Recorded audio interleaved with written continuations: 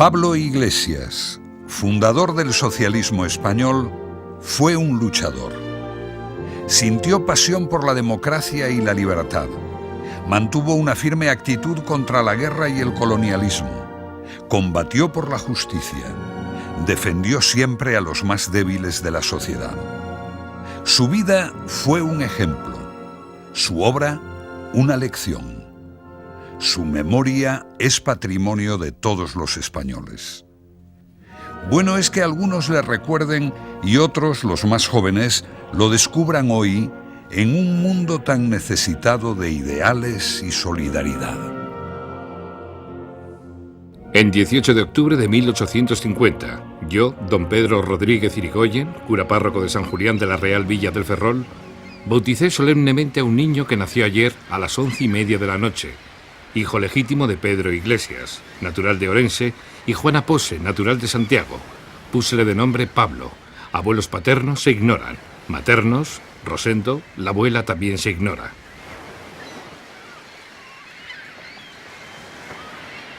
Como su padre trabajaba de peón para el ayuntamiento ferrolano, el pequeño Pablo Iglesias pudo aprender sus primeras letras en la única escuela pública de esa villa, que por entonces tenía unos 13.000 habitantes. Cuando Pablo contaba 10 años y su hermano Manuelín 6, se quedaron sin padre.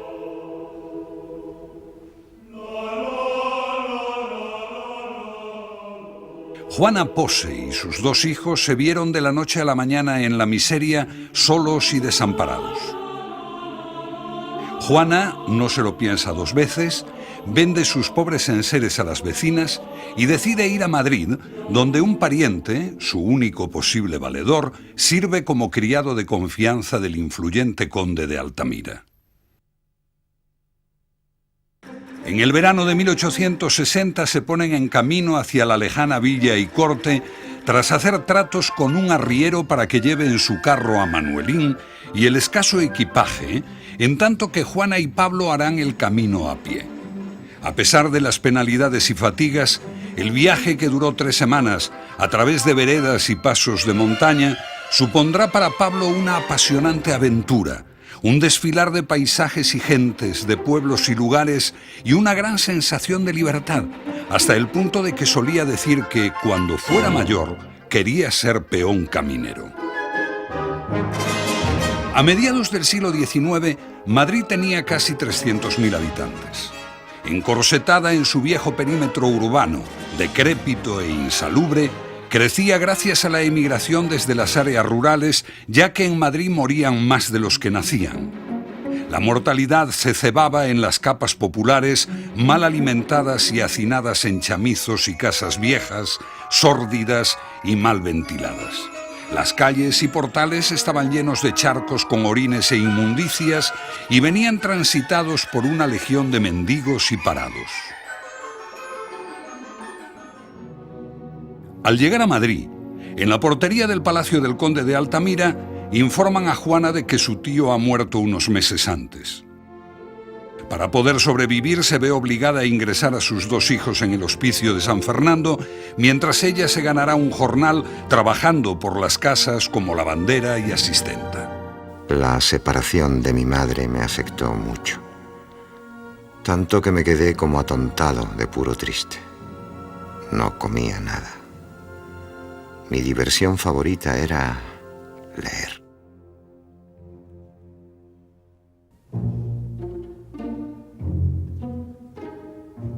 En 1860, España tenía 15,5 millones de habitantes. La agricultura era la base económica. Producía más de la mitad de la renta nacional y estaba sostenida por jornaleros mal pagados que daban lugar a una serie constante de agitaciones campesinas duramente reprimidas por la Guardia Civil o el Ejército.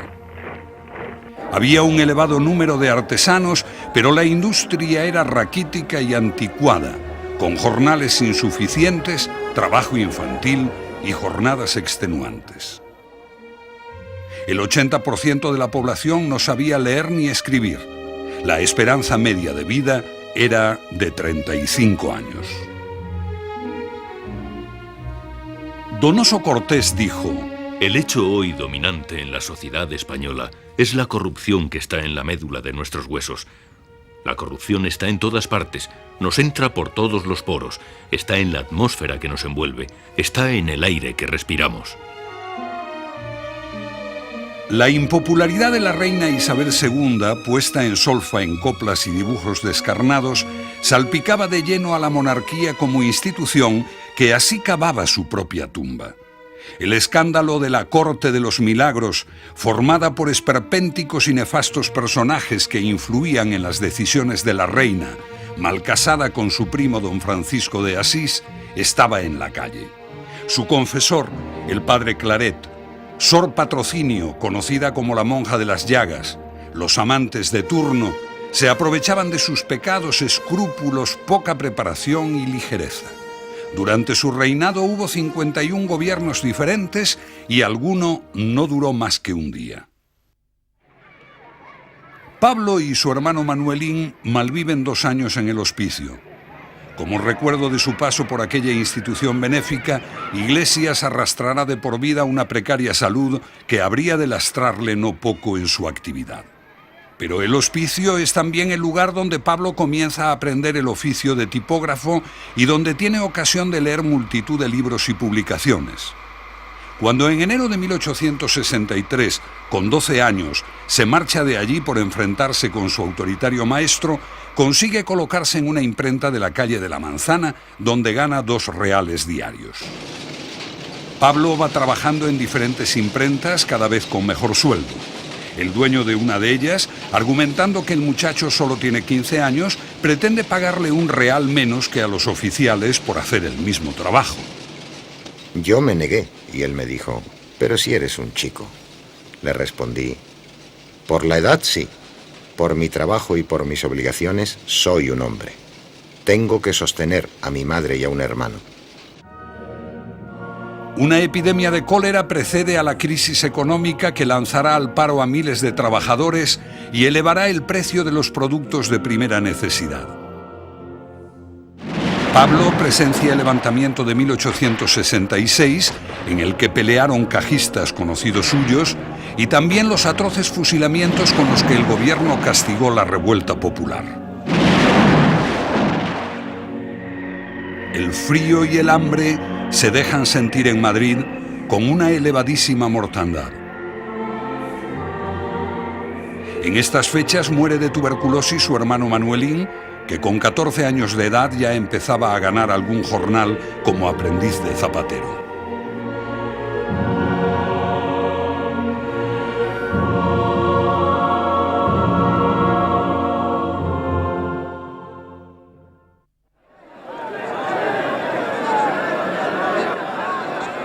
Ante el descrédito de la corona, la desastrosa situación de la economía, las hambrunas, el paro y la ruina de la nación, un grupo de militares y personajes progresistas decide enfrentarse al régimen isabelino y pedir derechos y libertades democráticas plenas, así como mejoras sociales para las clases trabajadoras.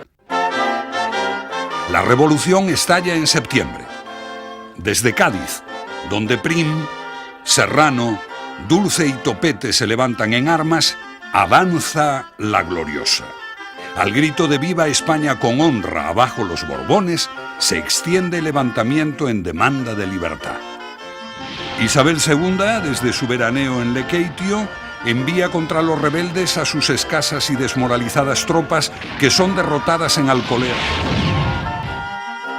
Al conocer la noticia, la reina hace sus maletas, coge el tren y huye a Francia, donde es muy bien recibida por Napoleón III, que está casado con la española Eugenia de Montijo. Serrano y Prim se aplican a la difícil tarea de resolver la catastrófica situación de España. Por primera vez se permite votar a todos los varones españoles mayores de 25 años y el resultado es la Constitución de 1869, la más progresista y democrática de su época, que reconoce derechos fundamentales de los ciudadanos. Entretanto, considerándose imposible la República, se buscaba afanosamente un nuevo soberano. Las potencias europeas intervienen con sus cancillerías y agentes, apoyando o vetando a los diferentes y variopintos candidatos. La autoridad y el prestigio de Prim deciden la cuestión apostando por un príncipe de la Casa de Saboya, la más progresista y liberal entre las dinastías europeas. Y el 16 de noviembre de 1870, las Cortes españolas nombran rey a Amadeo I. Al llegar a Madrid, lo primero que hace el recién elegido monarca es orar ante los restos del general Prim, asesinado 3 días antes al salir del Palacio de las Cortes. En la calle del Turco le mataron a Prim, sentadito en su coche con la Guardia Civil. Con las libertades que trae la gloriosa, aumenta notablemente la actividad de las imprentas. Pablo tiene 18 años y ya es un excelente profesional que trabaja a destajo, siendo uno de los más largos y más limpios, lo que en la jerga de las artes gráficas de la época quiere decir que saca mucho trabajo y hace pocas erratas. Con ello consigue que su madre pueda dejar de servir en las casas. En este periodo, Pablo Iglesias intensifica su formación de autodidacta, acudiendo de noche a las escuelas gratuitas, donde estudia aritmética, geometría, francés y otras disciplinas. Su único vicio es el tabaco, que dejará a los 30 años por orden del médico. El nuevo clima de tolerancia favorece el desarrollo de las organizaciones obreras. Pablo Iglesias es uno de los primeros trabajadores de Madrid que se afilia a la Internacional. La Asociación Internacional de Trabajadores se había creado en Londres el año 1864, convocando a delegados de todo el mundo con el fin de reemplazar las asociaciones socialistas o semisocialistas por una organización real de la clase obrera concebida para la lucha. Sus líderes eran Federico Engels y Carlos Marx, los grandes ideólogos. Hay que acabar con la explotación del hombre por el hombre. La emancipación de los trabajadores solo puede ser obra de los trabajadores mismos. Proletarios de todos los países, uníos. Ante la inminencia de la guerra franco-prusiana, Pablo Iglesias publica en La Solidaridad su primer artículo. ¿Qué es la guerra? Un crimen. ¿Y todo para qué? Para que uno de esos tiranos, el vencedor, el que haya destruido más pueblos y ciudades y haya causado más desastres, agrande lo que él llama su territorio. La guerra termina con la derrota francesa en Sedan, el destronamiento del oportunista Napoleón III y la proclamación del Imperio alemán.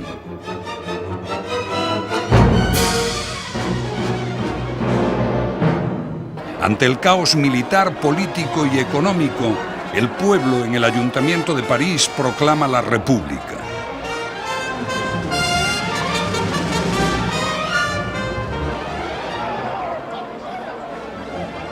Al grito de ¡Viva la Comuna!, el pueblo en armas reclama derechos y libertades y se enfrenta a las tropas del gobierno que desencadenan una feroz represión, abriendo fuego indiscriminado contra la población, cañoneando París y ejecutando a gran parte de los prisioneros.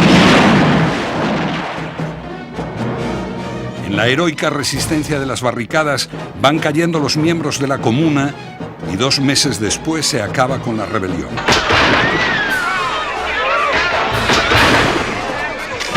La matanza es tremenda. A los pocos días de la entrada de las tropas en París, 20.000 cadáveres se pudren en las calles amenazando con la peste.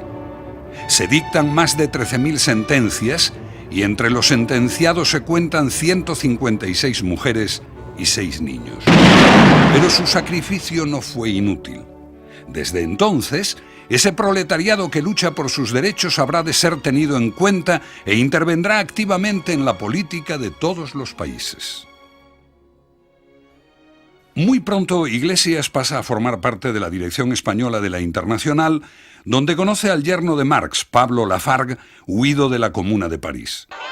La insurrección de las clases populares en París llena de espanto a las monarquías europeas que achacan a la Internacional su inspiración.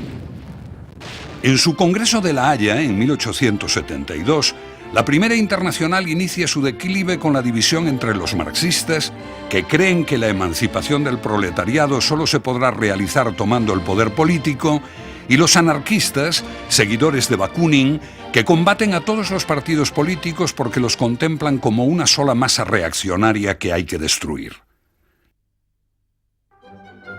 En los 2 años de su reinado, Amadeo de Saboya, hombre de buen carácter y honesto, pero a la vez torpe e inmaduro, se enfrenta a un cúmulo de problemas en un clima de rechazo a su persona y de continua inestabilidad política.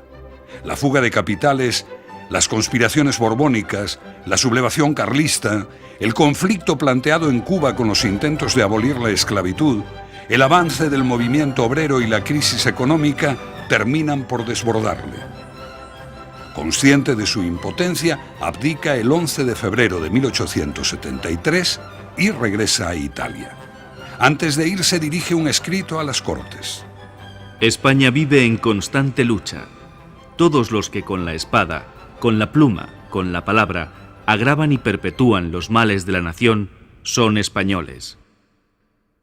Ese mismo día, el Senado y el Congreso, reunidos en Asamblea Nacional, proclaman la República, que desde el mismo momento en que ve la luz ha de bregar con una hacienda pública en bancarrota, el auge de la rebelión carlista, la falta de apoyo internacional y muchos otros problemas de difícil solución, como la cuestión de la propiedad de la tierra, las transformaciones sociales, el movimiento obrero, la reforma del ejército y los levantamientos cantonales contra el centralismo madrileño.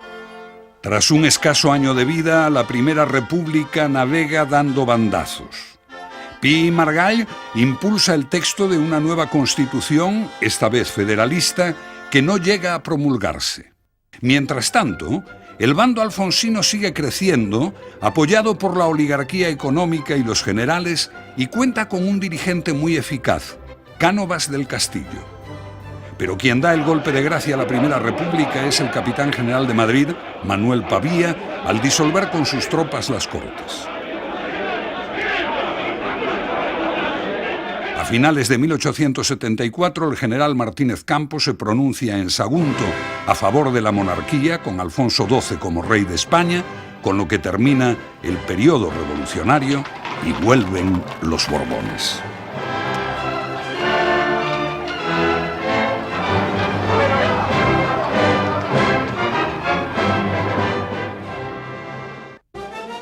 El malagueño Antonio Cánovas del Castillo, jefe del Partido Conservador, es el gran unidor de este periodo que durará varias décadas y que Joaquín Costa define como el imperio de la oligarquía y del caciquismo.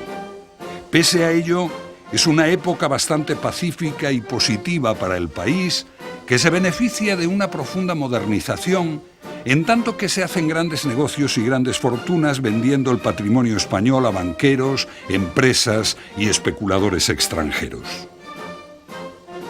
Mediante elecciones manipuladas y con el acuerdo de Sagasta, jefe del Partido Liberal, las dos principales formaciones monárquicas se alternan en el poder, prohibiendo todos los partidos opuestos a los Borbones. Se persigue a los afiliados a la Internacional hasta sus más recónditos escondrijos. Los anarquistas pasan a la clandestinidad y los principales socialistas emigran.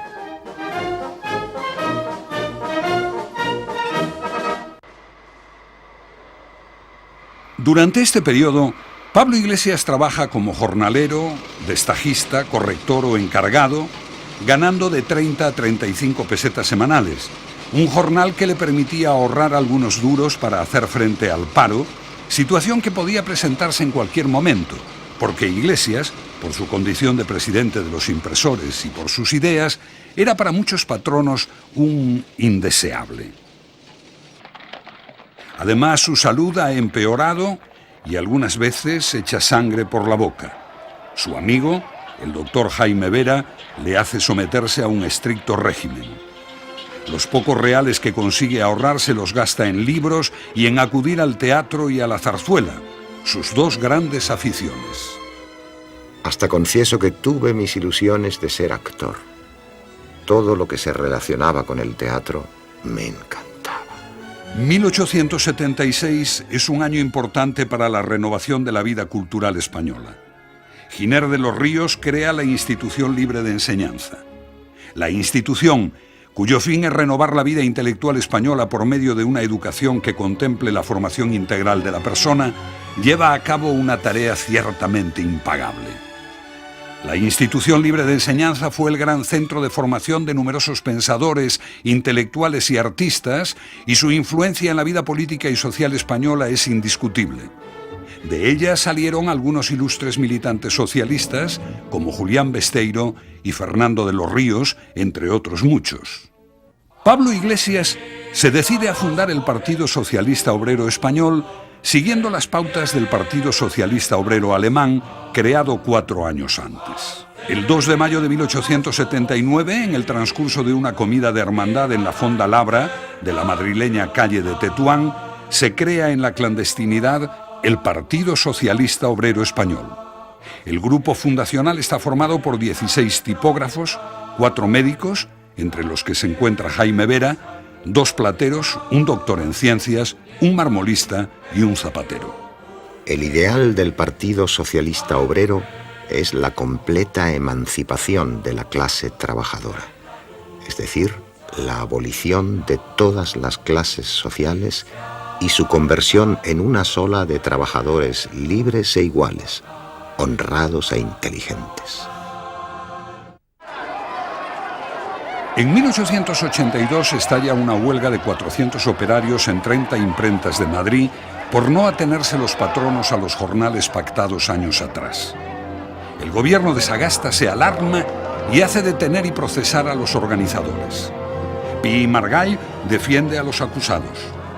Iglesias es condenado a 5 meses de cárcel, lo que imprime a la huelga una extraordinaria resonancia y hace que el nombre de Pablo Iglesias empiece a ser bastante conocido. Pero a raíz de la huelga pierde su trabajo y el final de ese año y todo el siguiente son de suma estrechez para él y para su madre. Los patronos se han confabulado para no admitirle en ninguno de sus talleres. Por fin, en 1884, entra a trabajar en la mejor imprenta de Madrid, La Rivadeneira, pero en octubre del 85, una huelga del personal le deja definitivamente sin trabajo.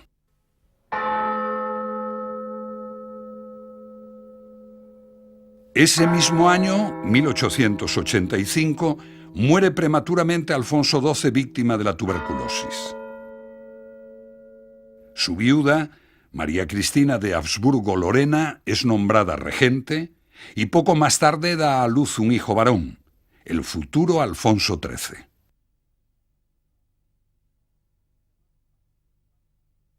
Por el llamado Pacto del Pardo, los líderes de los partidos conservador y liberal, Cánovas y Sagasta, se comprometen a turnarse pacíficamente en el poder y a proteger a la nueva sociedad liberal capitalista.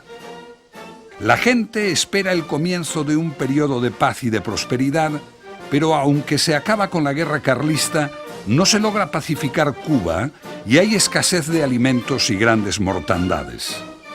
Las luchas por las mejoras salariales, por la jornada de 8 horas de trabajo y por unas condiciones de vida más humanas que movilizaban a los obreros y campesinos fueron duramente reprimidas. A mediados de marzo de 1886 sale a la calle el semanario El Socialista, gracias al esfuerzo de los militantes del partido que habían logrado reunir para tal fin 900 pesetas. El primero y principal propósito del socialista será procurar la organización de la clase trabajadora en partido político distinto y opuesto a todos los de la burguesía, desde el más retrógrado al más avanzado, desde el absolutista al republicano federal. Esto último choca frontalmente con los que, como Jaime Vera, no creen necesario enfrentarse con los partidos que parecen más afines ideológicamente. Los republicanos naturalmente contraatacan, tildando a El Socialista de periódico antirrevolucionario y de instrumento del gobierno para meter cizaña entre los republicanos y debilitarlos. En los talleres, en los cafés, en la calle, socialistas y republicanos porfían más que discuten. 2 años más tarde, Con motivo de la Exposición Universal y acogiéndose a la nueva ley de asociaciones, los socialistas españoles se reúnen por primera vez en Barcelona.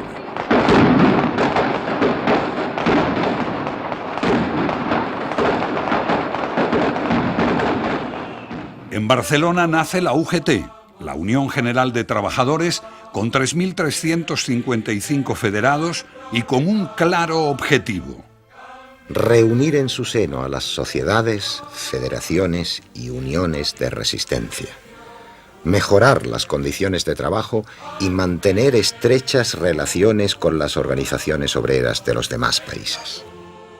Unos días después, y también en Barcelona, se celebra con carácter fundacional el primer congreso del Partido Socialista Obrero Español. Pero el Partido Socialista encuentra dificultades para conseguir afiliados. Muchos obreros y campesinos españoles renegaban del Estado, despreciaban a los políticos y no creían que las asociaciones y partidos sirvieran para resolver la situación, cosa que favorece a los anarquistas.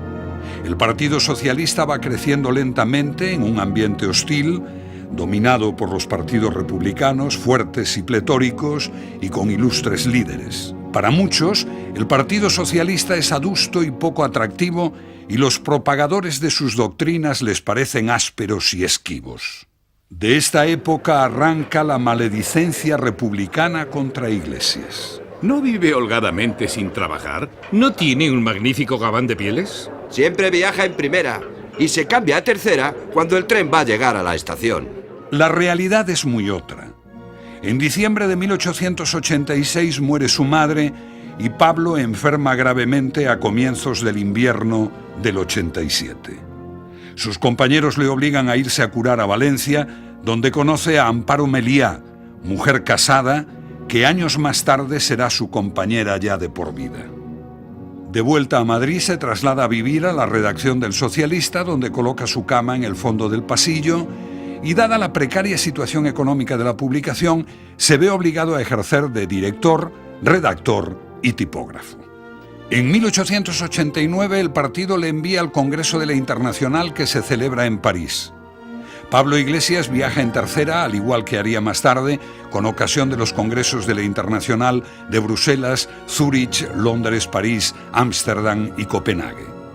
Las dietas de que dispone, a diferencia de sus compañeros de otros países, apenas le permiten dormir en alojamientos ínfimos y concurrir a los comedores más modestos. En ese primer Congreso de París se establece la Segunda Internacional Socialdemócrata, que propone la estrategia de compaginar mediante el partido y el sindicato la lucha política, parlamentaria e institucional con la lucha económica, por lo que los anarquistas se quedan fuera. En recuerdo de los mártires de Chicago, los 4 ácratas que habían sido ajusticiados 2 años atrás, se aprueba la demanda laboral de las 8 horas y como jornada para manifestar esta reivindicación se establece el día 1 de mayo.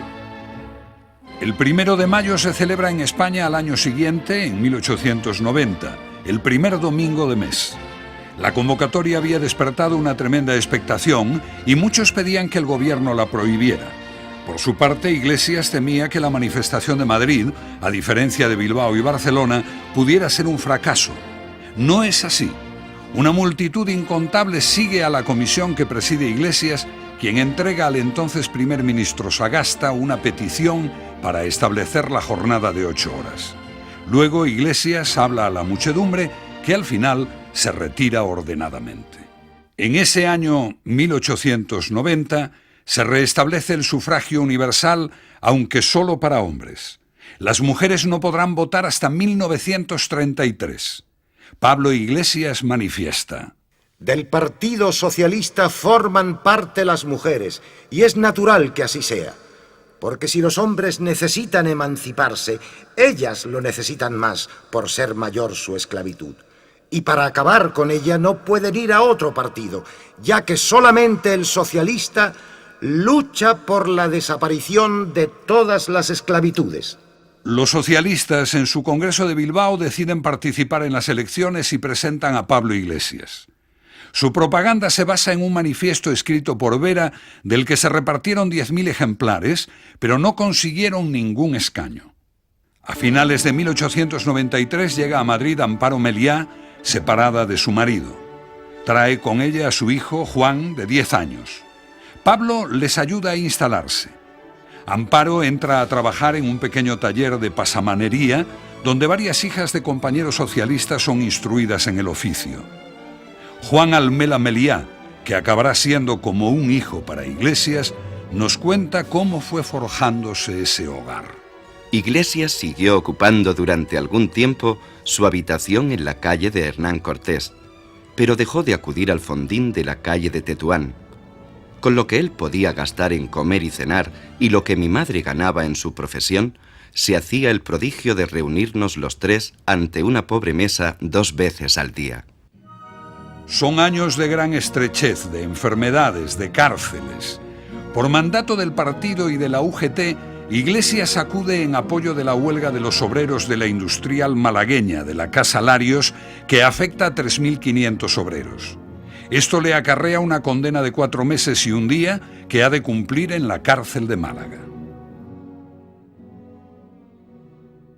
Sin embargo, Iglesias es feliz con su nueva familia.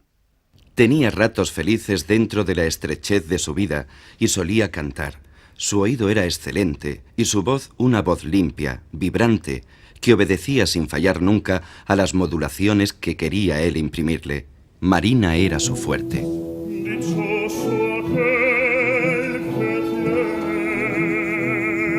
La casa flote, la casa flote.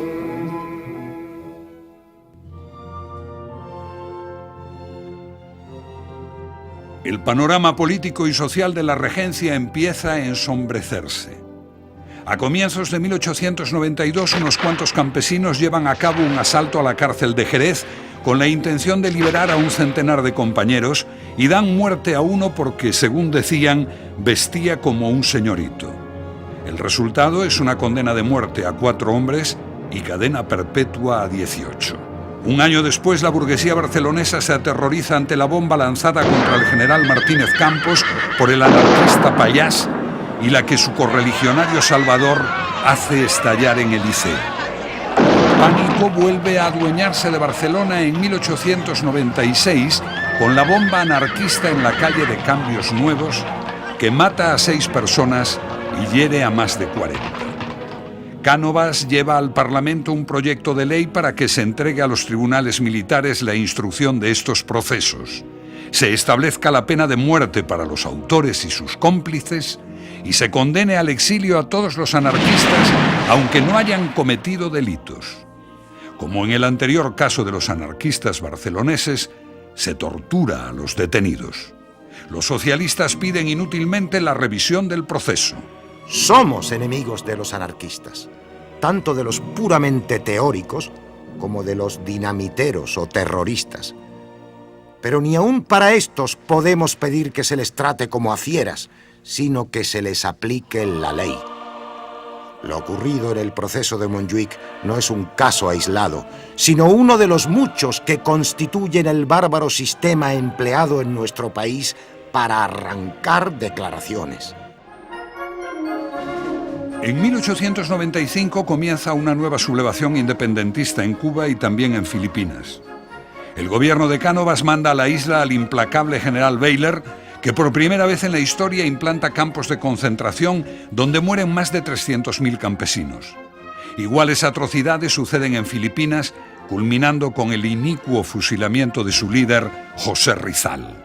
Desde el socialista se pide la conclusión del colonialismo y el fin de la guerra.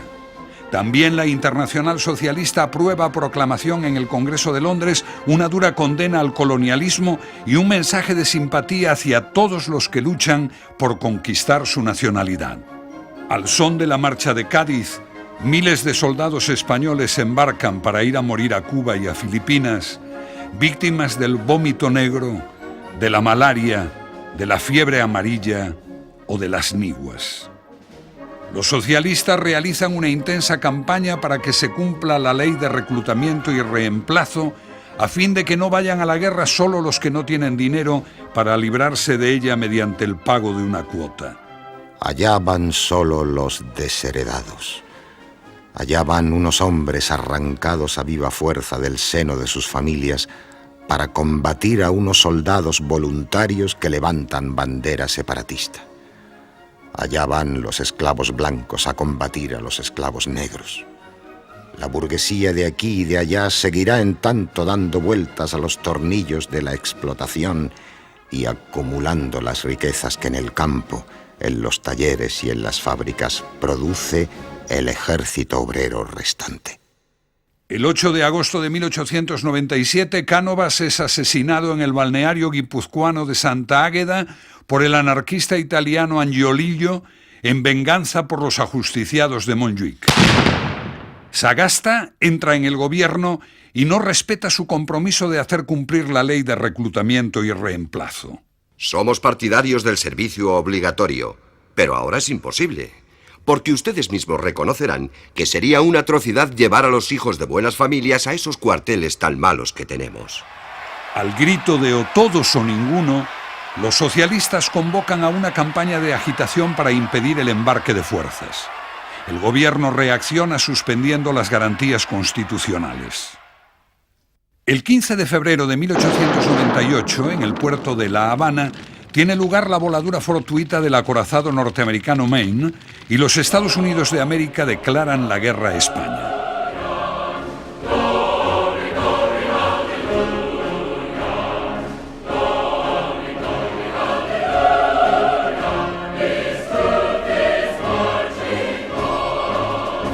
Durante la celebración del 1 de mayo de ese año, Pablo Iglesias fustiga al gobierno, al patrioterismo de los que están en sus casas, movilizado por un periodismo estúpido e irresponsable, y al imperialismo de los Estados Unidos.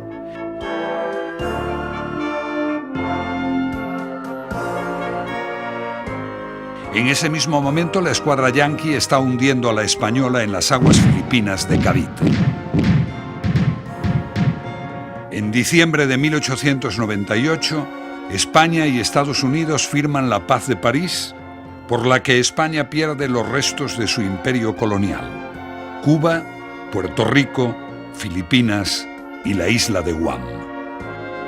Los socialistas realizan una campaña de protesta contra las atroces condiciones en que se repatria un diezmado ejército de excombatientes, famélicos y enfermos. Pablo Iglesias entra en el siglo XX tras una larga enfermedad de 7 meses.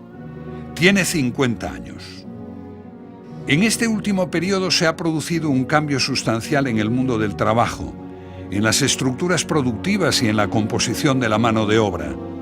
Las industrias se han ido mecanizando poco a poco y ahora en fábricas y talleres se congrega un considerable número de trabajadores. La UGT registra 26.088 afiliados y el Partido Socialista, por su parte, cuenta ya con 80 agrupaciones. Las Juventudes Socialistas se crearán en 1903 por iniciativa de Tomás Meave. En 1902, Alfonso XIII es declarado mayor de edad al haber cumplido los 16 años. Con el nuevo reinado entra en crisis el sistema bipartidista y ocupan la escena nacional otros líderes políticos como el monárquico Antonio Maura, que proclama la revolución desde arriba e impulsa algunas reformas sociales. Estas no resultan suficientes ya que crece el paro y la carestía de la vida, lo cual desata varias huelgas obreras que la autoridad reprime con violencia.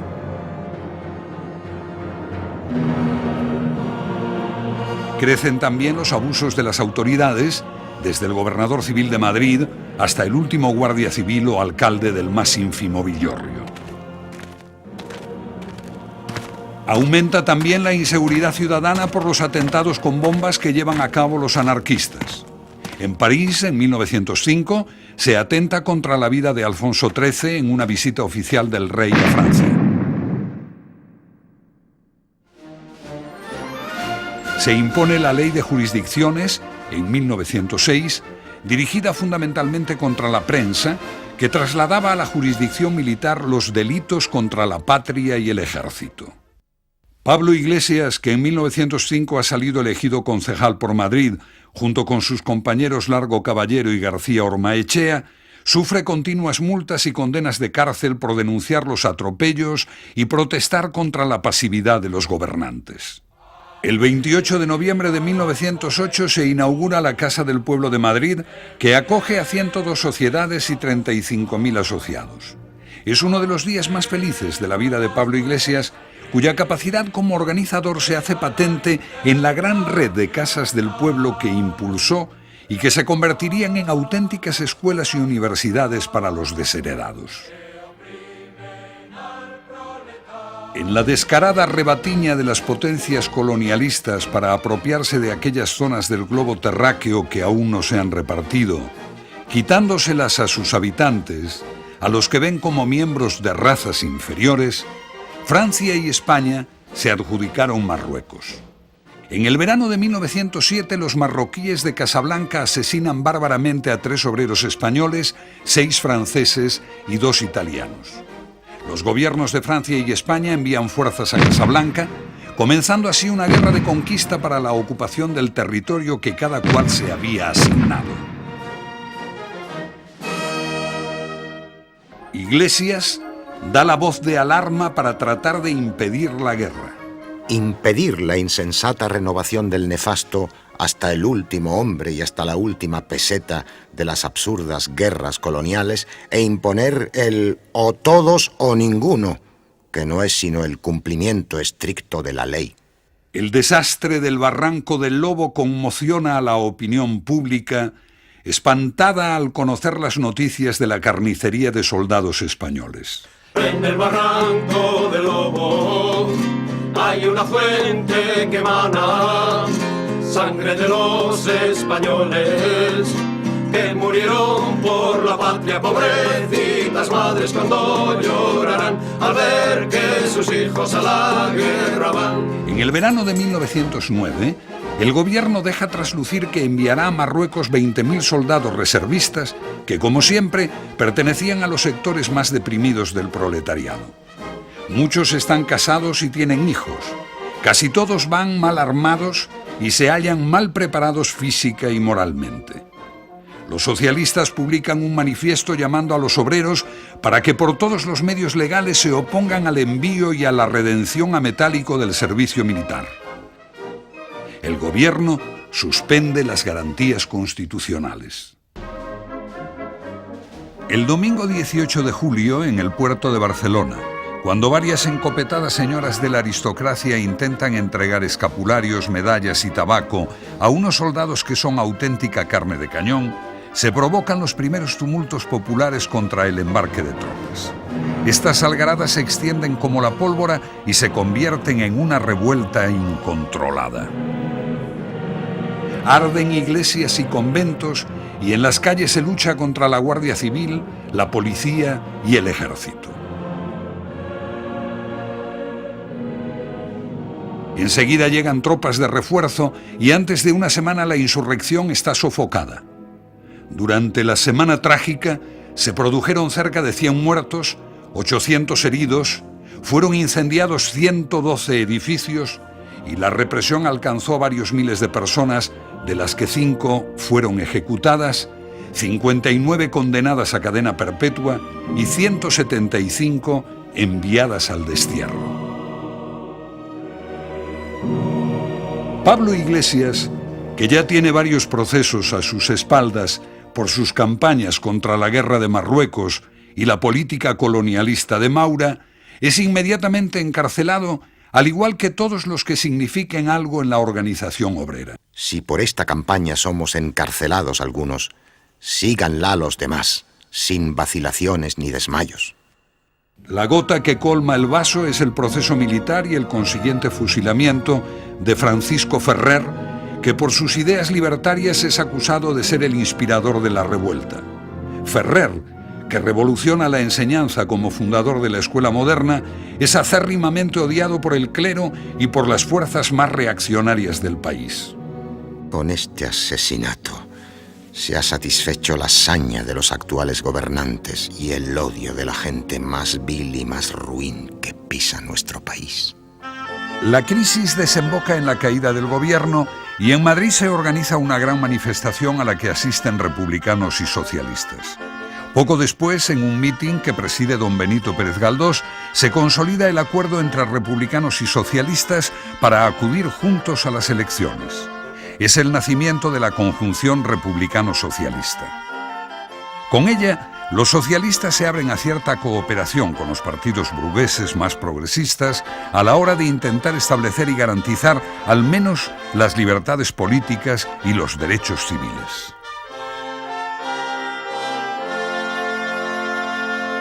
En 1910, la coalición logra por fin llevar a Pablo Iglesias al Parlamento como diputado por Madrid. Va a cumplir 60 años y su salud está muy quebrantada. Es el único representante socialista en una Cámara que le es abiertamente hostil, llegándosele a acusar desde los bancos conservadores de ser el inductor del asesinato del jefe de gobierno, señor Canalejas. La salud de Pablo Iglesias va empeorando sin tregua y sus recaídas son cada vez más frecuentes. En 1910 asiste por última vez al Congreso de la Internacional en Copenhague y a su vuelta se la recibe triunfalmente. En 1915 preside por última vez el Congreso del PSOE y en 1916 el de la UGT. Pero cada vez que hay asuntos de importancia, la reunión de los órganos directivos se celebra en su casa de la calle de Ferraz, última morada del líder socialista. Ante la inminencia de la Gran Guerra, los socialistas europeos llaman a los trabajadores a impedirla, pero la contienda acaba arrastrándolos a uno o a otro bando. La Segunda Internacional se deshace. Pablo Iglesias, que defiende la neutralidad de España, aboga por el bando democrático. El capitalismo de todos los países en lucha es el responsable de la guerra. Uno de los contendientes es la representación acabada del más odioso imperialismo. El otro, aun luchando por un interés capitalista, está más influido por un espíritu democrático. De vencer el imperialismo austrogermano, habrá un retroceso o un alto para el socialismo. De obtener la victoria en los países aliados, nuestra causa realizará grandes progresos, incluso en Alemania y en Austria.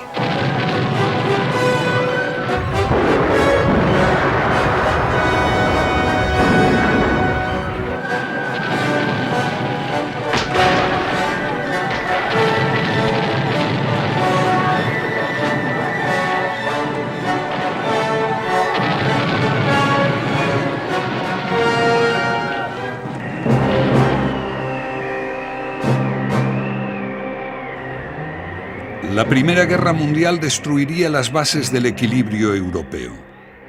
El balance de la guerra será desolador tanto en pérdidas humanas como por el desastre económico y financiero a que dará lugar.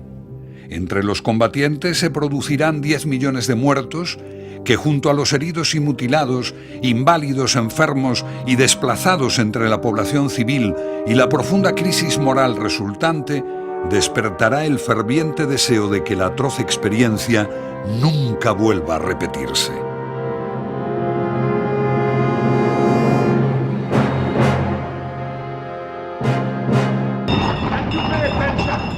Aprovechando la neutralidad, España vende a los contendientes toda clase de productos, lo que provoca el desabastecimiento del mercado interior y el encarecimiento de la vida.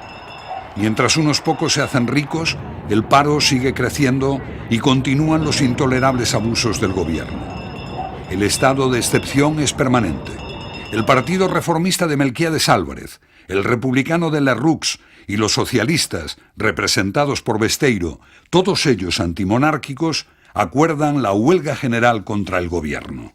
Huelga que acaba estallando prematuramente en toda España el 13 de agosto de 1917 debido a la precipitación de los ferroviarios. El movimiento, que tiene una extraordinaria importancia, es reprimido con tremenda dureza. En la glorieta de Cuatro Caminos de Madrid, la fuerza pública efectúa cargas de caballería contra los huelguistas, así como disparos de fusil y ametralladora. Se apresa a todos los líderes obreros y en consejo de guerra se condena a cadena perpetua al comité de huelga, cuyos componentes, Besteiro y Saborit por el PSOE y Largo Caballero y Anguiano por la UGT, se librarán de la pena al salir elegidos un año después diputados a Cortes. A Pablo Iglesias, que ha sido operado recientemente, le sorprenden estos sucesos inmovilizado en la cama. La Revolución de febrero de 1917 derroca al último de los Románov, el zar de todas las Rusias, y proclama una república socialdemócrata dominada por los mencheviques. En la Revolución de octubre, mediante un golpe de Estado organizado por Trotsky, los líderes bolcheviques dirigidos por Lenin se hacen con el poder y organizan un nuevo Estado, la Unión de Repúblicas Socialistas Soviéticas. Entretanto, el poder soviético, en una implacable guerra civil, lucha contra las fuerzas de la contrarrevolución zarista, los blancos, que cuentan con el apoyo de las potencias occidentales. Entre guerras y purgas, murieron más de 6 millones de rusos.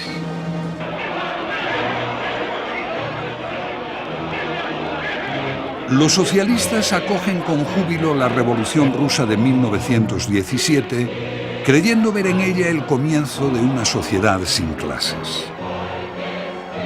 Pero pronto se trocarán en amargura las esperanzas de muchos, entre ellos Pablo Iglesias, que por esa época está ya muy enfermo.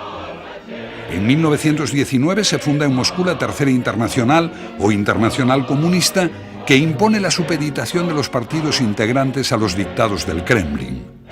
La cuestión del rechazo a cualquier dictadura y a las imposiciones de Lenin siembra la división en las filas socialistas de todo el mundo. La táctica acordada por la Internacional de Moscú ha producido la división en casi todos los partidos socialistas y desencadenado la lucha entre los que ayer formaban una sola comunión política. Buena manera de hacer efectiva la recomendación de Marx y Engels: proletarios de todos los países, uníos. Esta división de las fuerzas socialistas, ¿a quién favorece? Entre 1919 y 1921, los socialistas españoles celebran 3 congresos extraordinarios para decidir si entran o no en la Tercera Internacional. Iglesias, que está en contra, hace a sus compañeros una advertencia. Observad la alegría con que los enemigos del socialismo esperan el desgarramiento de nuestro partido, y dando una muestra de elevado sentido, haced que esa alegría se trueque en tristeza. Aunque la mayoría rechaza la adhesión incondicional a las directrices de Moscú, los perdedores no aceptan la votación y provocan una dramática separación. Pablo Iglesias sufre el trance quizá más amargo de toda su vida al ver marchar a algunos de sus compañeros de los primeros momentos que fundarán el Partido Comunista de España. 1921 es otro año sangriento. Es asesinado el jefe de gobierno Eduardo Dato y en la batalla de Anual los combatientes rifeños dan muerte a cerca de 10.000 soldados españoles, hacen más de 1.000 prisioneros, se apoderan del armamento y amenazan Melilla. Centinela, centinela, centinela del serrallo, alerta, alerta que vienen los burritos de a caballo, la plaza de Tánger la van a tomar. En medio de una oleada de indignación y vergüenza que culminará en un tremendo escándalo político y militar, el país soportará una guerra que ha de costar aún muchas vidas y un río de dinero. En septiembre de 1923, el general Primo de Rivera da un golpe de Estado e instaura una dictadura militar con la anuencia de don Alfonso XIII, ocupándose de echar tierra a la investigación sobre las responsabilidades de lo ocurrido en Marruecos, que involucran incluso al rey. Pablo Iglesias, que ya no puede salir de casa, firma como presidente del PSOE y de la UGT el manifiesto contra la guerra de Marruecos y contra la dictadura. Julián Zugazagoitia, uno de los asiduos visitantes a la casa, describe estos últimos momentos de Pablo Iglesias. Tiene un hilito de voz. La fatiga le vence a cada momento. Sus noches son malas. Todo el trabajo de sus enfermedades se refleja en su cuerpo, en su cara. Es como una hojita abarquillada a la que el más débil soplo de viento puede arrastrar. Y, sin embargo, todos los días Cuando el dolor no le impone la necesidad de permanecer acostado, se sienta ante su mesa de trabajo y con su letra apretada va contestando la correspondencia que él mismo suscita. Y cuando no son cartas, escribe sus artículos, recibe visitas, lee y acota los periódicos. Hasta el último momento no cesa la actividad de El Abuelo, como ya se le conoce popularmente, que a lo largo de su vida escribió más de 40.000 cartas, así como innumerables artículos y discursos. Está informado del auge que van cobrando los totalitarismos en Europa, pero la muerte le ahorrará tener que presenciar el gran baño de sangre de la Guerra Civil y las atrocidades de la Segunda Guerra Mundial. Pablo Iglesias fallece el 9 de diciembre de 1925 en su casa de la calle de Ferraz a los 75 años de edad. Sobre su mesa, un ejemplar de El Socialista del día anterior con su último artículo.